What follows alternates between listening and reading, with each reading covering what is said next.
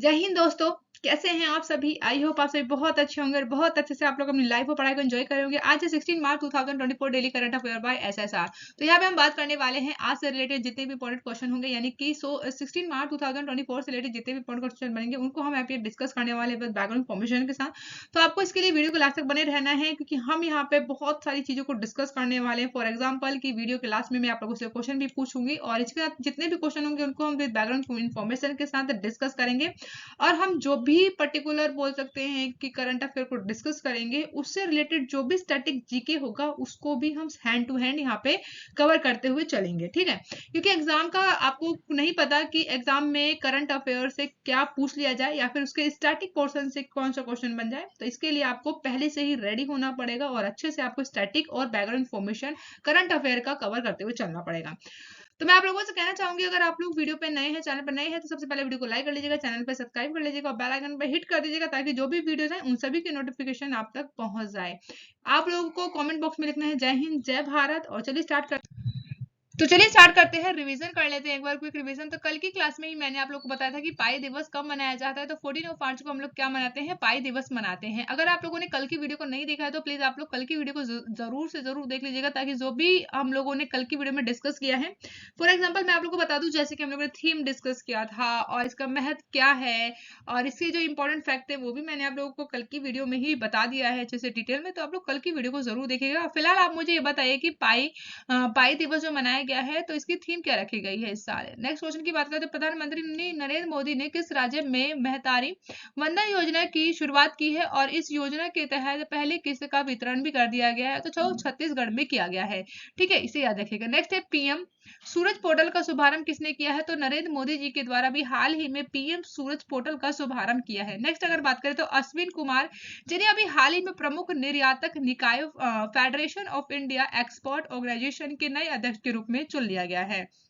Next है, अभी हाल ही में किसने दिल्ली ग्राम उदय अभियान परियोजना का उद्घाटन किया है? तो अमित शाह के द्वारा आपको देखने को मिलेगा कि दिल्ली ग्राम उदय अभियान की शुरुआत की गई है। इसी के साथ खेलो इंडिया राइजिंग टैलेंट आइडेंटिफिकेशन, यानी हम जिसे बोलते हैं कीर्ति, तो इस कार्यक्रम का उद्घाटन किसने किया है, कहाँ किया गया है मतलब? तो ये याद रखिएगा, चंडीगढ़ में देखने को मिलेगा आपको कि खेलो इंडिया राइजिंग टैलेंट आइडेंटिफिकेशन कार्यक्रम का उद्घाटन किया गया है। ये आपको याद रखना, चंडीगढ़ में किया गया है। कल की वीडियो मैंने आप लोगों के साथ डिस्कस किया था कि किसके द्वारा इसका उद्घाटन किया गया है, ठीक है। तो ये आप लोग कॉमेंट बॉक्स में बताइएगा। नेक्स्ट है, गुजरात के साबरमती में कोचरब आश्रम का उद्घाटन किसने किया है? तो नरेंद्र मोदी जी के द्वारा गुजरात में आपको साबरमती देखने को मिलेगा आश्रम, वहां पर कोचरब आश्रम का उद्घाटन किया गया है, ताकि जो साबरमती आश्रम है उसको बहुत अच्छे से लेके चले। क्यों? क्योंकि आप लोगों को पता है, अगर आप लोगों ने हिस्ट्री पढ़ी है तो आप लोगों को पता होगा कि साबरमती आश्रम बहुत ज्यादा इंपॉर्टेंट पॉइंट रहा। क्यों? क्योंकि गांधी जी से संबंधित है, तो इसलिए आपको याद रखना है इसके बारे में। नेक्स्ट है, 2024 के प्रिज्कर वास्तुकला पुरस्कार किसने जीता है? तो इनका नाम है रकेन यामामोटो, जो कि जापान के हैं। तो इन्हें 2024 का प्रिज्कर वास्तु कला पुरस्कार दिया गया है और ये जापान के 9वें बोल सकते हैं कि पर्सन बन गए हैं जिन्हें इस पुरस्कार से नवाजा गया है। इंपॉर्टेंट है, याद रखिएगा। अब आपको बताना है कि 2023 में किसे मिला था प्रिज्कर वास्तुकला पुरस्कार। इंपॉर्टेंट है, जरूर आपको कमेंट बॉक्स में बताना होगा। नेक्स्ट है, किस देश के प्रधानमंत्री जिनका नाम है दाशो शेरिंग टेगबो को द्वारा, जो कि 5 दिवसीय यात्रा पर ये भारत आए हैं।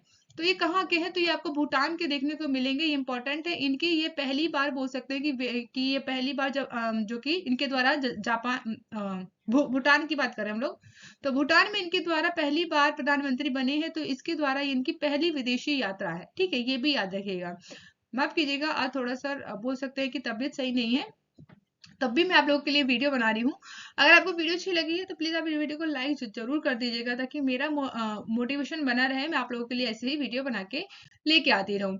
आज देखिए, हम यहाँ पे डिस्कस करने वाले हैं पर्टिकुलर डे और उसकी थीम को हम डिस्कस करेंगे। तो विश्व निद्रा दिवस, जिसे हम लोग बोलते हैं वर्ल्ड स्लीप डे, तो बहुत इंपॉर्टेंट हो जाता है डे एंड उसकी थीम, ठीक है। एग्जाम में आप लोगों से पूछा भी जाता है। तो याद रखिएगा, हम लोग वर्ल्ड स्लीप डे जो कि मार्च में हर साल तीसरे शुक्रवार को मनाते हैं। इस साल की थीम क्या है? तो 2024 में थीम क्या रखी गई है? तो ये याद रखिएगा, वैश्विक स्वास्थ्य के लिए नींद की हिस्सेदारी, यानी कि हम लोग बोले अगर यहाँ यहाँ पे, तो sleep equity for global health, यानी कि अगर आप लोग जो नींद अगर अच्छे से लेते हैं तो आप लोग पूरे दिन जो भी काम करते हैं, जितने भी घंटे आप लोग का काम करने का होता है, तो आप बहुत अच्छे से काम कर पाते हैं, पूरे दिन आप लोग एनर्जी फुल रहते हैं। तो इसलिए बोला गया है कि आपको सोना ज्यादा जरूरी है। कम से कम अगर हम लोग बोले कि एक पर्टिकुलर नींद जो होती है 7 से लेकर 6 घंटे की बेस्ट नींद होती है, तो ये आपको इतनी नींद तो लेनी ही चाहिए। इसीलिए पूरे विश्व भर में नींद के प्रति जागरूकता बढ़ाने के लिए वर्ल्ड स्लीप डे मनाया जाता है, ताकि लोगों को काम तो करे ही, साथ में उनको अपनी हेल्थ के ऊपर भी फोकस रखते हुए काम करना है, ताकि वो लोग अच्छे से सोएं और अच्छे से काम के ऊपर फोकस कर पाए। ठीक है, इसी के लिए आपको देखने को मिलेगा दुनिया भर में जितने लोग हैं उनको नींद के महत्व के प्रति जागरूक बनाना इस दिवस का बेसिकली काम है, जिससे उन्हें समझ में आ सके कि जीवन में नींद कितनी मायने रखती है। ठीक है, तो इसके ऊपर फोकस कीजिएगा। अच्छा, आप लोग में से कितने लोग ऐसे हैं जो कि जब पढ़ाई करते हैं तो उन्हें नींद आ जाती है? तो कमेंट बॉक्स में जरूर बताइएगा मुझे ऐसे कितने पर्सन है। नेक्स्ट क्वेश्चन की बात करें तो ये भी यहाँ पे आप लोगों को देखने को मिलेगा इंपॉर्टेंट डे है, यानी कि वर्ल्ड कंज्यूमर राइट डे, जो कि आपको देखने को मिलेगा कब मनाया गया, तो ये मनाया गया है 15 मार्च को मनाया गया है। ठीक है, तो ये इंपॉर्टेंट है, ये भी याद रखना है, क्योंकि विश्व उपभोक्ता अधिकार दिवस है, वर्ल्ड कंज्यूमर राइट डे, यानी कि कंज्यूमर का क्या राइट है, इसके लिए बेसिकली ये दिन मनाया जाता है, ताकि जितने भी उपभोक्ता है, जितने भी कंज्यूमर है, उनको अपने अधिकारों के लिए बेसिकली उनको मतलब जागरूक किया जा सके, उन्हें किसी प्रकार का शोषण ना हो, उनके साथ किसी प्रकार का भेदभाव ना किया जा सके, या फिर किसी अन्य प्रकार की अनुचित प्रथाओं से बचाया जा सके। तो इसलिए जो कि विश्व उपभोक्ता अधिकार दिवस मनाया जाता है, ये याद रखना है। विश्व उपभोक्ता अधिकार दिवस की बात करें तो ये याद रखेंगे आप लोग, राष्ट्रपति जॉन एफ केनेडी के द्वारा इसकी शुरुआत की जाती है, जो कि 15 मार्च 1962 को अमेरिकी कांग्रेस के समक्ष इनके द्वारा विशेष रूप से उपभोक्ताओं के अधिकारों को संबोधित करते हुए भाषण दिया गया था। तो इसलिए इंपॉर्टेंट है, तो ये आपको याद रखना है इसके बारे में। अगर हम बात करें तो इसकी जो बोल सकते हैं मान्यता कब मिली, तो ये आप लोग याद रखेंगे, संयुक्त राष्ट्र के द्वारा इस दिवस को मनाने की मान्यता भी मिल जाती है, कि पूरे विश्व भर में जितने भी कंज्यूमर है उनको कैसे उनके अधिकारों के लिए हम लोग जागरूक करें। ठीक है, और इस साल की थीम क्या रखी गई है, तो ये रखी गई उपभोक्ताओं के लिए निष्पक्ष और जिम्मेदार एआई। तो एआई आप लोगों को पता है, यानी कि आर्टिफिशियल इंटेलिजेंट। तो इस समय आप लोगों को पता है आने वाले टाइम पे आर्टिफिशियल इंटेलिजेंट कितना ज्यादा हम लोगों के बीच में होने वाला है, जिसे बोल सकते हैं कि उपभोक्ता के जितने भी उपभोक्ता हैं उन लोगों की जो जिम्मेदारी है और जो उन लोगों के अधिकार हैं, इन सभी को लेके हमें कैसे एक साथ चलना है, इसके ऊपर फोकस किया गया है। आप लोगों की भी खुद की ड्यूटी बनती है कि अगर आप लोग कोई भी सामान खरीदने जाते हैं तो उसकी आप लोग एक्सपायरी डेट जरूर देखा कीजिए, ताकि आप लोग को पता रहे जो आप लोग खा रहे हैं पी रहे हैं वो कैसा है नहीं है। ठीक है, तो उसके ऊपर जरूर पढ़ लीजिएगा, ताकि आप लोगों को इसके बारे में पता रहे। तो ये अवेयरनेस आप लोगों के लिए है कि आप लोग कैसे अपने आसपास चीजों को लेकर चलते हैं और कितने आप लोग अवेयरनेस है आप लोगों के अंदर। ठीक है, तो इसके ऊपर आप लोग को, तो चलिए स्टार्ट करते हैं आज का लेक्चर। आज 16 March 2024 daily current affair by SSR. तो फर्स्ट क्वेश्चन की बात करें तो अभी हाल ही में देश के नए चुनाव आयुक्त इलेक्शन कमिश्नर कौन बने हैं, तो इनका नाम याद रखिएगा, इनका नाम है सुखबीर सिंह सिंधु और ज्ञानेश कुमार देखने को मिलेंगे। ऑप्शन ए बिल्कुल करेक्ट होगा। आप लोगों को पता है कि अभी मार्च में ही इलेक्शन होने वाले हैं, तो इससे पहले अगर हम लोग बात करें कि 10 फरवरी की बात करें, तो इससे पहले क्या हुआ था कि अनूप पांडे जी के द्वारा, और 15 फरवरी को आप लोगों को देखने को मिलेंगे अनूप चंद्र पांडे के द्वारा क्या हुआ था कि इनके द्वारा अपने पद से इस्तीफा दे दिया गया था, और एक जने का बेसिकली बोल सकते हैं कि उनका कार्यकाल पूरा हो गया था, तो वो पद जो खाली थे अब इनके द्वारा आपको देखने को मिलेंगे, इन लोगों के द्वारा भी उस पद पर नियुक्ति कर दी गई है। इनका नाम क्या है, सुखविंदर सिंह है, और दूसरे की हम बात करें जिनकी आप लोग ये वाली इमेज देख सके, इनका नाम है ज्ञानेश कुमार। तो ये आपको याद रखना है। आइए बात करते हैं यहाँ पर इलेक्शन कमीशन के बारे में बात करेंगे, और आइए बात करें बैकग्राउंड फॉर्मेशन की। तो राष्ट्रपति जी के द्वारा यानी कि द्रौपदी मुर्मू जी के द्वारा आपको देखने को मिलेंगे इन लोगों की नियुक्ति कर दी गई है, जो कि आईएएस ऑफिसर है, रिटायर्ड आईएएस ऑफिसर। इनका नाम है सुखबीर सिंह सिंधु और ज्ञानेश कुमार, जिन्हें 14 मार्च 2024 को देश के नए चुनाव आयुक्त के रूप में आपको देखने को मिलेंगे, इनकी नियुक्ति कर दी गई है।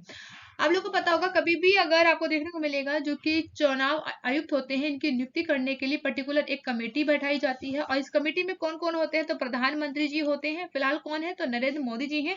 लोकसभा में नेता प्रतिपक्ष यानी कि अपोजिशन ऑफ पार्टी का जो सबसे बड़ा लीडर होता है वो इसमें शामिल होता है। तो इसमें आपको देखने को मिलेंगे अधीर रंजन चौधरी, और पीएम के द्वारा जो नामित कैबिनेट है मंत्री जो कि अमित शाह देखने को मिलेंगे। इसमें इनके द्वारा बेसिकली जो कमेटी बनाई गई, इसमें 3 लोगों के द्वारा आपको देखने को मिलेंगे कि इन दो बोल सकते हैं कि जिनका नाम है सुखबीर सिंह सिद्धू और ज्ञानेश कुमार जी को 14 मार्च 2024 को चुनाव आयुक्त के रूप में इन्हें चुन लिया गया है।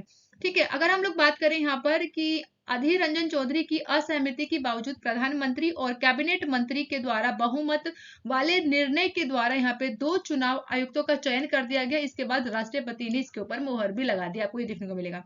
बेसिकली यहाँ पे हुआ क्या है कि आपको पता है कि जो कि चुनाव आयुक्त होता है इसमें 3 लोग मेन होते हैं, आपको देखने को मिलेंगे पीएम, ठीक है। सेकंड पे अगर हम बात करें जो कि होते हैं अपोजिशन ऑफ पार्टी का जो कि सबसे बड़ा लीडर होता है वो होता है, जो भी अगर विपक्ष की पार्टी में जो सबसे बड़ा बोल सकते हैं कि यहाँ पे अगर जो लीडर होंगे उस वहां का एक नेता होगा। इसी के साथ आपको इसमें देखने को मिलेंगे जो कि कैबिनेट मंत्री होते हैं। तो इन तीनों के द्वारा अगर जो भी अगर हम बोले कि सबसे ज्यादा मेजोरिटी होगी वहीं से यहाँ पर जो कि चुनाव आयुक्त होते हैं उन्हें चुन लिया जाता है। तो पर्टिकुलर आपको देखने को मिलेंगे यहाँ पे अमित शाह जी के द्वारा और पीएम मोदी जी के द्वारा कुल यहाँ पे बताया गया कि 6 नामों को बोल सकते हैं कि लिया गया था, उसमें से 2 पर्सन की नियुक्ति कर दी गई है। तो इसके बारे में आप लोग, चलिए आप लोगों से एक क्वेश्चन हो जाए इमेज के थ्रू। तो अभी आप लोग को देखने को मिलेंगे जिनका नाम है सुखविंदर सिंह, और यहाँ पे आप लोग देख रहे हैं ज्ञानेश कुमार, इन लोगों की नियुक्ति की गई है। तो पर्टिकुलर जो पर्सन बीच में है इनका नाम क्या है और इनका बेसिकली इलेक्शन ऑफ कमीशन से क्या संबंध है, ये आपको मुझे कमेंट बॉक्स में बताना है। ठीक है, अब बात करते हैं यहाँ पे इलेक्शन कमीशन ऑफ इंडिया के बारे में। बहुत इंपॉर्टेंट है ये आप लोगों के लिए, क्योंकि पॉलिटी का पूरा एक चैप्टर है जो कि मैं आप लोगों को यहाँ पे अच्छे से डिटेल में समझाने वाली हूँ, बताने वाली। तो बिल्कुल आप लोगों को ध्यान से सुनना है, समझना है। कहीं पे भी कोई डाउट हो तो आप लोग मुझसे कमेंट बॉक्स में जरूर पूछ लेगा। आई नो वैसे मुझे लगता है कि कोई डाउट नहीं रहने वाला। ठीक है, तो हम बात करेंगे यहाँ पे भारतीय निर्वाचन आयोग के बारे में, यानी कि इलेक्शन कमीशन ऑफ इंडिया के बारे में। आप सबको पता है कि इलेक्शन कमीशन ऑफ इंडिया जो कि लोकसभा का इलेक्शन कराएगा, राज्यसभा का इलेक्शन कराता है, या फिर हम बोल सकते हैं कि राज्य विधानसभा और राष्ट्रपति और उपराष्ट्रपति का जो कि चुनाव होता है वही सारे चुनाव कौन कराता है, इलेक्शन कमीशन ऑफ इंडिया कराता है। ये आपको सबसे पहले बातों को याद रखना है। इसी के साथ ये भी याद रखना है चुनाव आयोग जो कि 30 सदस्य होता है। इससे पहले अगर हम बात करें जब पहली बार इलेक्शन कमीशन ऑफ इंडिया बनाया गया था, यानी कि 25 जनवरी 1950 को जब इलेक्शन कमीशन ऑफ इंडिया बनाया जाता है, तो उस समय जो कि आपको देखने को मिलेगा कि ये वो बोल सकते हैं कि सिंगल पर्टिकुलर ये मेंबर होता था इसके अंदर, जो कि पूरे चुनाव को बोल सकते हैं कि संचालित कराने का काम करता था। तो इसमें आपको ये भी याद रखना है। लेकिन अभी आपको प्रेजेंट टाइम में देखने को मिलेगा कि जो कि 3 सदस्य होते हैं इलेक्शन कमीशन ऑफ इंडिया के अंदर है। ठीक है, इसके अंदर कौन कौन होगा, तो ये आपको याद रखना है। एक चीफ इलेक्शन कमिश्नर होते हैं, 2 आपको देखने को मिलेंगे इलेक्शन कमिश्नर होते हैं। ठीक है, ये भी आपको याद रखना है। नेक्स्ट इसमें आपको देखने को मिलेंगे कि आपको चीफ इलेक्शन कमिश्नर जो कि राजीव कुमार देखने को मिलेंगे। जो अगर हम बात करें अभी हाल ही में जो 2 अन्य इलेक्शन कमिश्नर की जो नियुक्ति की गई है, इसमें कौन है, तो इनका नाम है सुखबीर सिंह सिद्धू और ज्ञानेश कुमार आपको देखने को मिलेंगे। तो अभी आप लोगों का पर्टिकुलर उस स्लाइड से जो क्वेश्चन मैंने पूछा था इमेज दिखा के उसका आंसर भी आपको लोगों को मिल गया। ठीक है, अगर हम बात करें यहाँ पे कार्यकाल की, तो कितने कार्यकाल के लिए यहाँ पे नियुक्ति की जाती है, तो इसमें आपको देखने को मिलेगा पर्टिकुलर इनका जो कार्यकाल होता है वो 6 वर्ष के लिए होता है या फिर 65 वर्ष के लिए होता है। जो भी दोनों में से पहले हो जाए तो वो वहां का क्या हो जाएगा, उनका कार्यकाल खत्म हो जाएगा। नेक्स्ट आता है कि संविधान में इसकी नियुक्ति के लिए क्या प्रावधान किए गए हैं। तो आपको देखने को मिलेगा इसमें संविधान के अनुच्छेद जो कि 324, ठीक है, तो 324 से लेकर आपको देखने को मिलेगा मुख्य चुनाव आयुक्त और चुनाव आयुक्त के द्वारा राष्ट्रपति के द्वारा कानूनों के आधार पर की जानी चाहिए। इसी के साथ केंद्र सरकार ने इसके चयन के लिए 2022 में अपना कानून बना लिया गया था, जो कि कमेटी बनाई गई कि कैसे हम लोग इलेक्शन कमीशन ऑफ इंडिया को चुनेंगे। ठीक है, जो कि कमिश्नर होते हैं उसकी नियुक्ति कैसे की जाएगी, इसकी की कमेटी बना ली गई। इसमें कौन कौन होते हैं, पीएम होते हैं, लोकसभा के बोल सकते हैं कि नेता जो कि प्रतिपक्ष होते हैं, जो कि सबसे बड़े दल का नेता होना चाहिए। इसी के साथ पीएम जी के द्वारा जो नामित कैबिनेट मंत्री होते हैं वो इसमें शामिल होते हैं। तो ये रहा आपका election commission of India. I hope आप सभी को। नेक्स्ट क्वेश्चन आप सभी के सामने, अभी हाल ही में सुप्रीम कोर्ट के आदेश के बाद चुनाव आयोग ने इलेक्टोरल बॉन्ड का डेटा सार्वजनिक किया है और सबसे ज्यादा किस पार्टी को चंदा मिला है। तो ये इंपॉर्टेंट है। अभी आपको पता है कि सुप्रीम कोर्ट के द्वारा फटकार लगाई गई एसबीआई को, ठीक है, तो इसके द्वारा बोला गया है कि किस पार्टी को सबसे ज्यादा चंदा गया है, ये आपको बताना है पब्लिक को, ठीक है। तो आर्टिकल 19 बोलता है, आर्टिकल 19(1) का एक क्या बोलता है कि आप लोगों को राइट है जानने के बारे में हर प्रकार से कि इंफॉर्मेशन टू राइट होता है। तो आप लोग जान सकते हैं कि किसी किसी भी पर्टिकुलर आप चीज के बारे में जान सकते हैं, ये आपके ऊपर क्या है, अधिकार है, ठीक है। तो इसीलिए अभी बोला गया है सुप्रीम कोर्ट के द्वारा कि आपको जो कि चुनाव में जितने भी इलेक्टोरल बॉन्ड होते हैं वो पर्टिकुलर किस बोल सकते हैं कि किस पार्टी को जा रहा है सबसे ज्यादा। तो आपको देखने को मिलेगा, आप ऑप्शन ए करेक्ट हो जाएगा। तो बीजेपी को सबसे ज्यादा चंदा दिया गया है। तो इसके ऊपर आपको डेटा सब कुछ मिल गया है, अब सुप्रीम कोर्ट के द्वारा यहाँ पर जारी कर दिया गया है। तो एसबीआई को बेसिकली कहा गया था, सुप्रीम कोर्ट ने क्या कहा था, सुप्रीम कोर्ट ने कहा कि 15 मार्च तक आपको क्या करना है, जितना भी डेटा है वो आपको क्या करना है, पब्लिकली कर देना है। इस चीज का क्या दे दिया गया था सुप्रीम कोर्ट के द्वारा, बेसिकली यहाँ पे बोल सकते हैं कि आदेश दे दिया गया था। इसी के साथ डेटा की बात करें जो कि स्टेट बैंक ऑफ इंडिया ने चुनाव आयोग को सौंप दिया, और इसमें एसबीआई के द्वारा बोल सकते हैं कि मोहलत मांगी गई थी यहाँ, यानी कि एसबीआई के द्वारा कहा गया था कि अभी हम नहीं देंगे, जून जुलाई में आप लोगों को जो कि डेटा है हम प्रोवाइड कर देंगे। लेकिन सुप्रीम कोर्ट के द्वारा बोला गया कि नहीं, आप लोग हमारी बात नहीं मान रहे हैं। तो इसके तहत यहाँ पे बोला गया कि अभी आपको 12 मार्च तक जो कि डेटा देना होगा, लेकिन फिर भी एसबीआई के द्वारा 15 मार्च तक पूरा का पूरा डेटा दे दिया गया है। और यहाँ पे आपको देखने को मिलेगा जो कि पूरा डेटा जो दिया गया है उसमें सबसे ज्यादा देखा जाए तो चंदा किसे दिया गया है, किस पर्टिकुलर पार्टी को गया है, तो वो देखने को मिलेगा आपको बीजेपी को गया है, ठीक है। कोर्ट में अगर हम लोग बात करें तो संविधान के आर्टिकल जो कि अनुच्छेद है 91 का ए, इसमें क्या बोला गया है, ये आर्टिकल क्या कहता है, तो ये क्या कहता है, ये बोलता है कि स्वतंत्र भाषण और अभिव्यक्ति की मौलिक अधिकार की गारंटी देता है, जिसमें जिसमें आपको क्या शामिल है, तो सूचना तक पहुंच का अधिकार शामिल है। तो इसी के तहत आपको देखने को मिलेगा कि सुप्रीम कोर्ट के द्वारा बोला गया और एसबीआई के द्वारा सारा डेटा भी पब्लिकली कर दिया गया, ठीक है। तो ये इंपॉर्टेंट है, ये भी आप लोग याद रख सकते हैं, ठीक है।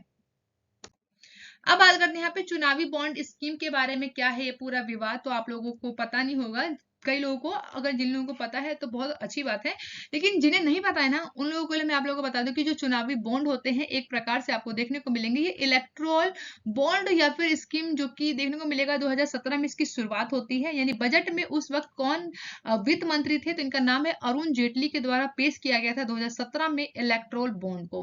वहीं इसके लिए केंद्र सरकार के द्वारा इसे नोटिफाई कब किया गया, तो 2 जनवरी 2018 को केंद्र सरकार के द्वारा नोटिफाई कर दिया गया। और एक तरीके से बोल सके तो ये आपको देखने को मिलेगा जो कि प्रॉमिस नोट होता है, जो कि बैंक नोट भी कहा जाता है इसे, यानी कि इसे आप लोग ना कि पर्टिकुलर जो जिस भी आप लोग पार्टी को कैश देना चाहते हैं, तो आप लोग डायरेक्ट कैश न देकर, आप लोगों को डायरेक्ट कैश नहीं देना है पार्टी को जाकर, आपको इसके लिए एसबीआई बैंक में जाना होगा और वहां पे जाके आपको जमा कराना पड़ता है।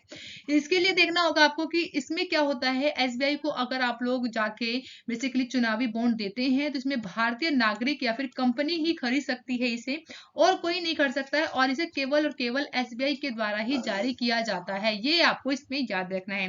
क्यों? क्योंकि एसबीआई क्या है, भारत को आपको देखने को मिलेगा सबसे बड़ी बैंक है, ठीक है। तो इसलिए स्टेट बैंक ऑफ इंडिया के द्वारा ही जारी किया जाता है चुनावी बॉन्ड। इस बॉन्ड में आपको देखने को मिलेगा अपनी पसंद की पार्टी के लिए आप लोग बोल सकते हैं कि डोनेट कर सकते हैं, बस वो पार्टी जिसे 1% वोट मिला हो उसे नहीं दिया जा सकता, इसके ऊपर भी आपको ध्यान रखना है। इसकी अगर हम लोग खासियत की बात करें तो इस बॉन्ड के जरिए डोनेशन देने वाले व्यक्ति या फिर कंपनी की गोपनीयता बनी रहती है, यानी कि यहाँ पर ये बात बोली जाती है चुनावी बॉन्ड के अंदर कि अगर आप लोग किसी पर्टिकुलर पार्टी को देना चाहते हैं चंदा, तो वो आप लोगों का वहां पर बोल सकते हैं कि कोई पर्सन हो या कोई कंपनी हो, तो उसकी जो भी निजी जानकारी होगी वो बताया नहीं जाएगा, ठीक है। तो ये वहां पर गोपनीय भी रखा जाता है। इसे खरीदने के लिए केवल 1000 से लेकर 1 करोड़ रुपए तक का बॉन्ड खरीदा जा सकता है इस बॉन्ड में। और बॉन्ड के अंदर का आपको देखने को मिलेगा जो भी डोनर होता है बॉन्ड करने के लिए 15 दिन के अंदर इस पार्टी को चुनाव आयोग के वेरीफाई बैंक अकाउंट में कैश करवाना होता है, यानी कि पर्टिकुलर जिस भी बोल सकते हैं जिस भी पार्टी को दिया गया है जो कि बोल सकते हैं बॉन्ड, उसे 15 दिन के अंदर ही आपको देखना पड़ेगा कि वेरीफाइड करना पड़ेगा और वो उसको कैश करा सकता है, ठीक है। इस योजना की बात करें जो कि 2017 में सुप्रीम कोर्ट ने चुनौती दी और 2019 में इसे शुरू भी कर दिया गया और सुप्रीम कोर्ट के द्वारा फरवरी 2024 में फैसला कर दिया गया कि जो इलेक्टोरल बॉन्ड्स है वो क्या है, असंवैधानिक करार कर दिया गया। तो ये आप लोग याद रख सकते हैं चुनावी बॉन्ड स्कीम के बारे में, यहाँ से एग्जाम में क्वेश्चन बन जाएगा, तो आप लोग अच्छे से कर लेंगे। ठीक है, अगर आपको वीडियो अच्छी लग रही है तो प्लीज आप लोग वीडियो को लाइक करना मत भूलिएगा और सब्सक्राइब कर लीजिएगा चैनल। आप देख लीजिए यहाँ पे कि कौन कौन सी पार्टी है, किसे किसे बेसिकली कितना कितना चंदा दिया गया है और कौन सी कंपनी के द्वारा दिया गया है।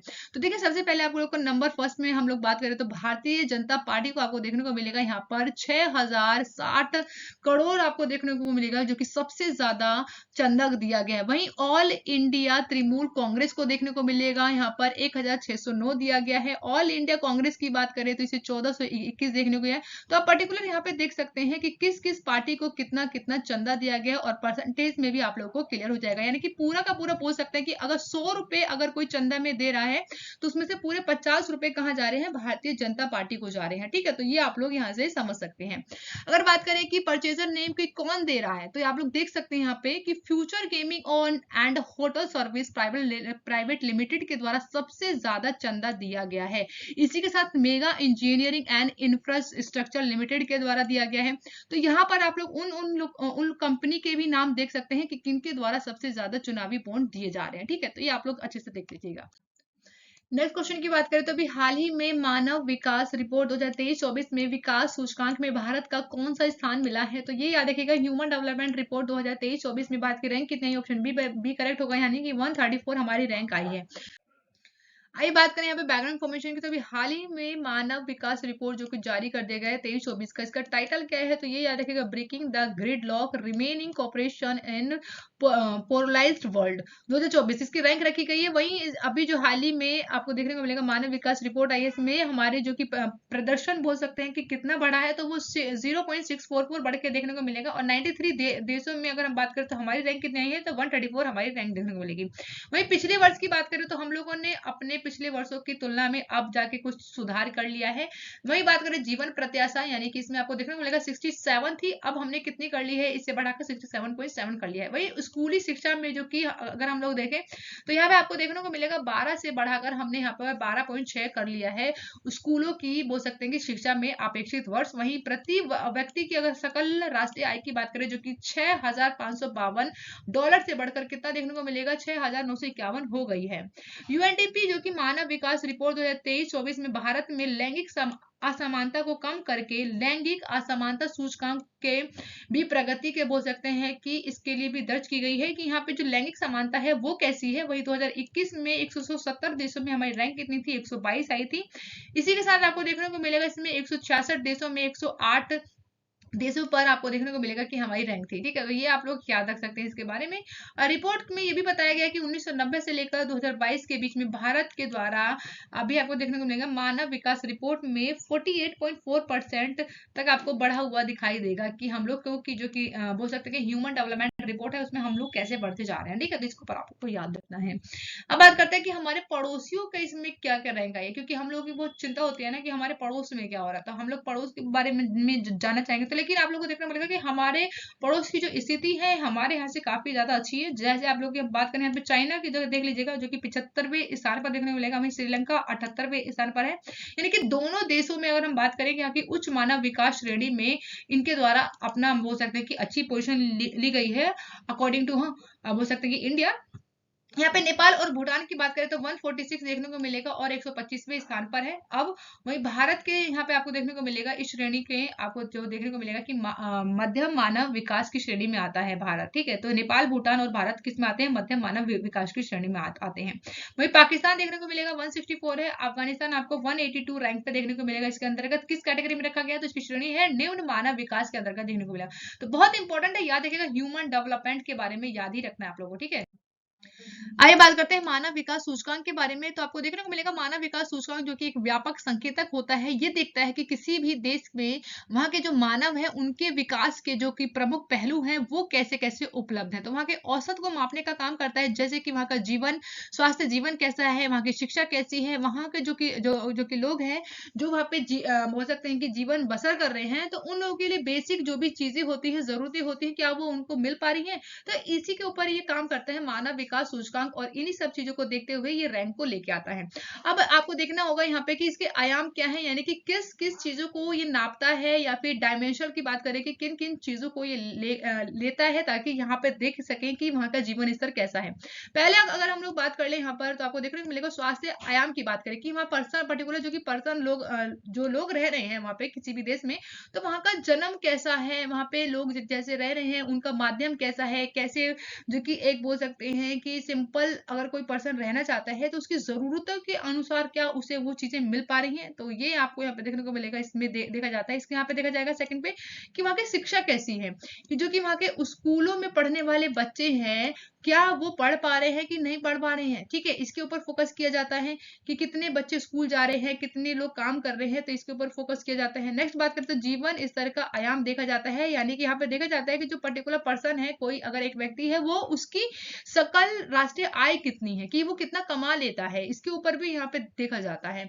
अगर हम बात करें यहाँ पर HDI की उत्पत्ति के बारे में कि कैसे ये मतलब कि मानव विकास सूचकांक को लेके आया गया, तो राष्ट्रीय संयुक्त राष्ट्रीय विकास कार्यक्रम में मानव विकास रिपोर्ट कल्याण के द्वारा जारी की जाने वाली वार्षिक मानव विकास रिपोर्ट है, और इसकी आपको उत्पत्ति देखने को मिलेगी संयुक्त राष्ट्र के द्वारा। तो ये आपको याद रखना, बेसिक इंपॉर्टेंट है। अब देखिए बात करते हैं किसके बारे में, SDG के बारे में, यानी कि सस्टेनेबल डेवलपमेंट गोल के बारे में हम बात करने वाले। कितने हैं, 17 आपको देखने को मिलेंगे, और टारगेट कितने रखे गए हैं, 169 देखने को मिलेंगे। और ये कब शुरुआत की गई थी, तो 2015 में इसकी शुरुआत की जाती है, जो कि 2030 तक हमें इन सभी गोल को कंप्लीट कर लेना है, 17 के 17।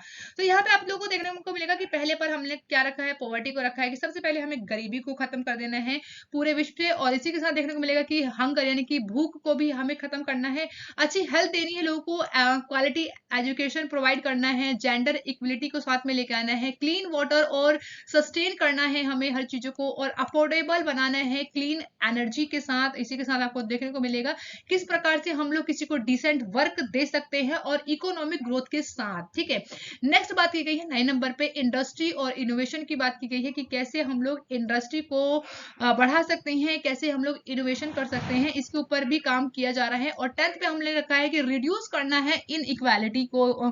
ठीक है, 11वें नंबर पे हम लोग बात करें कि सस्टेनेबल सिटी की बात की गई है कि कैसे हम लोग सस्टेनेबल तरीके से सिटी को बसा सकते हैं और कैसे एक साथ मिलकर हम लोग रह सकते हैं। 12वें नंबर की बात करें कि रिस्पॉन्सिबल है हम लोग कंजम्पशन के लिए और प्रोडक्शन के लिए, क्योंकि कितना हम लोग खपत कर रहे हैं और कितना हम लोग उत्पादन कर रहे हैं, इसके ऊपर भी हम लोग ही रिस्पॉन्सिबल है। और कैसे हम लोग जो कि क्लाइमेट एक्शन को लेकर चल सकते हैं पूरे विश्व एक साथ मिलकर, और कैसे हम लोग यहाँ पर देखने को मिलेगा 14 नंबर पर देखने को मिलेगा कि आपको कैसे जो कि पानी के अंदर जितने भी जीव हैं उनको हम लोग अपने साथ कैसे लेके चले। और लाइफ ऑफ लैंड की बात की गई है, जितने भी धरती पर रहने वाले जीव है, पशु पक्षी है, उनको हम लोग कैसे साथ में लेके चले, और कैसे हम लोग पूरे विश्व में पीस और जस्टिस के साथ एक साथ मिलजुल कर काम करें, और इन सभी कामों को करने के लिए हम लोग कैसे एक साथ जुट होके इन सभी टारगेट को कंप्लीट कर लें। तो ये आपको याद रखना है सस्टेनेबल डेवलपमेंट गोल के बारे में, बहुत इंपॉर्टेंट है यहाँ से एग्जाम। नेक्स्ट क्वेश्चन की बात करते हैं, हाल ही में किस टीम को हराकर मुंबई ने जीती रणजी ट्रॉफी 2024? तो आपको देखने को मिलेगा ऑप्शन एक का करेक्ट हो जाएगा यहाँ पे, यानी कि विदर्भ टीम को हराकर अभी 42वीं बार देखने को मिलेगा कि मुंबई ने जीत लिया है इस साल 2024 का रणजी ट्रॉफी को। आइए जानते हैं इसकी बैकग्राउंड इन्फॉर्मेशन को। तो मुंबई के वानखेड़े स्टेडियम में विदर्भ को 169 रनों से हराकर मुंबई ने रणजी ट्रॉफी अपने नाम कर लिया है। इसमें आपको देखने को मिलेगा कि 169 रनों के साथ आपको जीत हासिल करने को देखने को मिलेगा मुंबई के द्वारा। वहीं ये जो आपको देखने को मिलेगा खिताब जीता गया है मुंबई के द्वारा 42 बार, यानी कि इतनी शानदार इनके द्वारा प्रदर्शन किया गया कि 42वीं बार इनके द्वारा रणजी ट्रॉफी को जीत लिया गया, जो कि घरेलू क्रिकेटों में इनका सबसे ज्यादा बोल सकते हैं कि अच्छा प्रदर्शन रहता है। वहीं आखिरी बार इनके द्वारा 2015-16 के सीजन में खिताब को जीता गया था। मुंबई चैंपियनशिप में जीतने के बाद ये 8 वर्षों के लिए लगातार रहने वाली टीम बेसिकली इनके द्वारा हार का समाप्त कर लिया गया है, यानी लास्ट इनके द्वारा 2015-16 में जीत लिया गया था, और अब 2024 में इनके द्वारा जीता गया है। और इनके द्वारा कुल कितनी बार जीत लिया गया है रणजी ट्रॉफी को, तो 42वीं बार जीता गया है। ये इंपॉर्टेंट है। विदर्भ की बात करें जो कि अपने पिछले 2 रणजी ट्रॉफी फाइनल में जीता गया है इनके द्वारा, और अपनी सफलता को इनके द्वारा इस बार नहीं दोहरा पाए हैं, और मुंबई को पीछा करने के लिए यहाँ इनके द्वारा बोल सकते हैं कि 538 रनों का विशाल लक्ष्य रखा गया था, जिसे इनके द्वारा पूरा नहीं किया गया है। वहीं अक्षय वाडकर जो कि 100 रन, वहीं हर्ष दुबे के द्वारा 65 रन बनाया गया, और ये आपको देखने को मिलेगा अच्छे से देख लीजिएगा आप लोग एक बार, ठीक है। जो भी क्रिकेट प्रेमी होंगे वो लोग अच्छे से समझ पा रहे होंगे। तो आपको सिर्फ इतना याद रखना है एग्जाम के पॉइंट ऑफ व्यू से कि किसने किस टीम को हराया है। तो रणजी ट्रॉफी में इस साल कौन जीत गए? मुंबई जीत गई है विदर्भ टीम को हराकर, ठीक है। अच्छा बताइए कि रणजी ट्रॉफी की शुरुआत कब की गई थी और पहली बार इस ट्रॉफी को किसके द्वारा जीता गया था, किस टीम के द्वारा? बहुत इंपॉर्टेंट।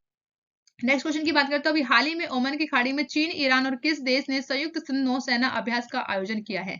तो रशिया आपको देखने को मिलेगा इसमें। तो आपको देखने को मिलेगा ओमान की खाड़ी। अभी मैं आप लोगों को लोकेशन भी दिखा दूंगी ताकि आप लोगों को अच्छे से समझ में आए। तो रशिया और चीन और ईरान, इन तीनों पर्टिकुलर देश के द्वारा आपको देखने को मिलेंगे जो कि संयुक्त नौसेना अभ्यास किया गया। कहां पर? ओमान की खाड़ी में किया गया है। तो आइए जानते हैं यहाँ पर हम लोग बैकग्राउंड इन्फॉर्मेशन को। तो चीन, ईरान और रशिया, इन तीनों के द्वारा अपनी नौसेना बलों ने क्षेत्रीय समुद्री सुरक्षा की रक्षा के उद्देश्य से ओमान की खाड़ी के पास एक संयुक्त अभ्यास जिसका नाम है सुरक्षा बैल 2024 शुरू कर लिया है। चीन, ईरान और रशिया ने नौसेना बलों के क्षेत्रीय समुद्री सुरक्षा के उद्देश्य से ओमान की खाड़ी में एक संयुक्त अभ्यास की शुरुआत की गई। वहीं इसका नाम क्या है, ये नाम आपको याद रखना है। इस अभ्यास का नाम क्या है? तो सुरक्षा बैल 2024 है। इस अभ्यास को 2019 के बाद चौथी बार इस बोल सकते हैं कि इन देशों ने इस तरीके के अभ्यास को आयोजित किया गया है, ठीक है। तो ये आपको फैक्ट याद रखने हैं और किन देशों के बीच में होता है और क्या नाम है इस अभ्यास का। तो सुरक्षा बेल्ट अभ्यास 2024 इसका नाम है। अब देख लेते हैं एक बार यहाँ पर लोकेशन। तो आपको ओमान यहाँ पे देखने को मिलेगा, ठीक है। तो यहाँ पर अफ्रीकी बोल सकते हैं कि कंट्री देखने को मिलेगा और बहुत इंपॉर्टेंट है ये। आपको देखने को मिलेगा यहाँ पे गल्फ ऑफ ओमान देखने को मिलेगा और यहाँ पे आपको ईरान देखने को मिलेगा पर्टिकुलर, ठीक है। इसी के साथ आपको यहाँ पे देखने को मिलेगा स्ट्रेट ऑफ हुर्मुज। बहुत ज्यादा ये एग्जाम में क्वेश्चन बन सकता है क्योंकि यहाँ पर आपको देखने को मिलेगा कि अभी लास्ट टाइम से कितने टाइम में आपको ये देखने को मिलेगा करंट अफेयर में बना हुआ स्ट्रेट ऑफ हुर्मुज, ठीक है। तो अगर आप लोग को यहाँ समझ में आए ना तो इस वाली इमेज में आप लोगों को अच्छे से क्लियर हो जाएगा। तो देखिए आप एक बार, तो ईरान आपको देखने को मिलेगा यहाँ पर पर्टिकुलर। यहाँ पे हम लोग बात करें कंट्री की तो ओमान यहाँ पे आपको देखने को मिलेगा जिसकी कैपिटल क्या है? तो आपको देखने को मिलेगा मस्कट, आपको इसकी कैपिटल देखने को मिलेगी। वहीं पे आपको गल्फ ऑफ ओमान की बात करें जो कि आपको यहाँ पे पर्टिकुलर देखने को मिलेगा। और ये स्ट्रीट आपको याद रखना है, स्ट्रीट कहाँ पर है ये? तो ये स्ट्रीट ऑफ हुर्मुज आपको यहाँ पे देखने को मिलेगा। इसके बाद पर्शियन ऑफ गल्फ भी आपको देखने को मिलेगा जो कि आपको याद रखना है। तो आई होप आप सभी को अच्छे से समझ में आया होगा, क्या क्लियर होगा। अगर नहीं समझ में आता आप लोग वीडियो को मुझसे कमेंट बॉक्स में पूछ सकते हैं, कोई भी अगर डाउट रह जाता है। तो अब बात करते हैं कि लास्ट वीडियो मैंने आप लोगों से क्वेश्चन पूछा था उसके आंसर बताने की बारी। तो अभी हाल ही में आई रिपोर्ट 2019-23 के बीच में जो कि सिप्री के द्वारा प्रस्तुत की गई थी। तो इसमें दुनिया का सबसे ज्यादा हथियार आयातक कौन बना? तो आपको देखने को मिलेगा भारत बना है, ठीक है। अच्छा बताइए कि पाकिस्तान इसमें कौन से नंबर पर है जो कि पूरे विश्व में अगर बोले कि सबसे ज्यादा हथियार किसके द्वारा आयात तक किया गया है यानी कि खरीदा गया है, ठीक है। तो ये आपको कमेंट बॉक्स में बताना है क्योंकि हमें पड़ोसियों का पता होना चाहिए, ठीक है ना। तो ये आपको याद रखना है क्योंकि पाकिस्तान से वैसे आप लोग को पता है कि हमारी इतनी बनती नहीं। क्वेश्चन ऑफ द डे की बात कर लेते हैं जिसका आंसर आप लोग कमेंट बॉक्स में करना है। तो 2024 का प्रिज्कर वास्तुकला पुरस्कार 2024 किसने जीत लिया है वो आपको कमेंट बॉक्स में बताना है। इंपॉर्टेंट है आप लोगों के एग्जाम में बनेगा तो आप लोगों को आंसर करना ही होगा। Thank you for watching guys, मिलते हैं नेक्स्ट वीडियो में। आप लोग मस्त रहिए, सुरक्षित रहिए। प्लीज वीडियो को लाइक और शेयर करना मत भूलिएगा क्योंकि आप लोगों के बोल सकते हैं कि लाइक से ना मुझे बहुत ज्यादा मोटिवेशन मिलता है, फिर मैं आप लोगों के लिए इतनी मेहनत करती हूँ और इसका थोड़ा सा अगर लाइक मिल जाए ना तो बहुत अच्छा लगता है मुझे, ठीक है ना। तो सिंपल से आपको क्या करना है, वीडियो को लाइक कर देना और फीडबैक जरूर दीजिएगा। Bye bye guys and take care.